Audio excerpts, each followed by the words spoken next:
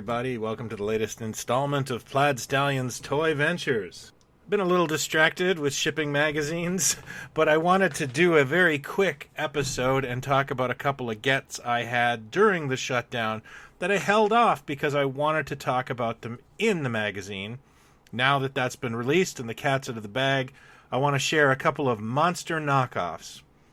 If you recall, in the past, I did an episode called Krazy Kreeps that talked about a series of action figures that were based on the AHI world-famous super monsters. I'll leave the link right here. When I bought the first two Krazy Kreeps, my contact did tell me there were possibly more in his collection.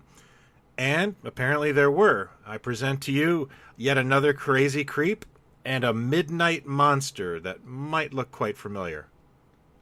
Now, our friend the Krazy Kreep is actually an amalgam of a bunch of different things. The body is, again, that AHI knockoff body that is pretty prevalent in a lot of the stuff I own.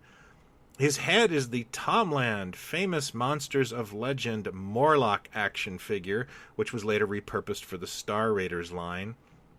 His suit is based off the Planet of the Apes knockoff series called Astro Apes.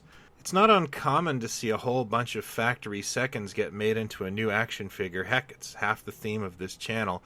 I just find this guy a riot. I love the Krazy Kreeps to begin with. Those nooses, the weirdness, the why. I just wasn't expecting this one when I heard the word Krazy Kreep. And, well, these are the kind of surprises I want to have in collecting. However, my second figure is not a Krazy Kreep. He is a Midnight Monster. And to be perfectly honest with you, I think he is my favorite bootleg action figure I've had from this find. He is not an amalgamation of parts. He is an actual AHI Frankenstein, and one of the early ones, one of the licensed ones, I believe. There is some issue with him, and this is the only reason I can think he's in this baggie. His left arm keeps popping out of socket. I've tried to manipulate it, but it just won't go.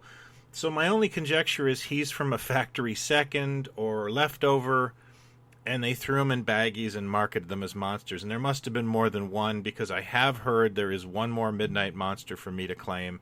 I'm looking forward to that.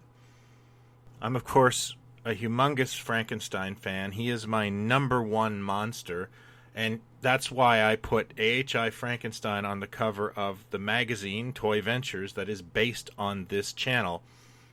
The first issue is now available. It is a salute to the AHI world-famous super monsters.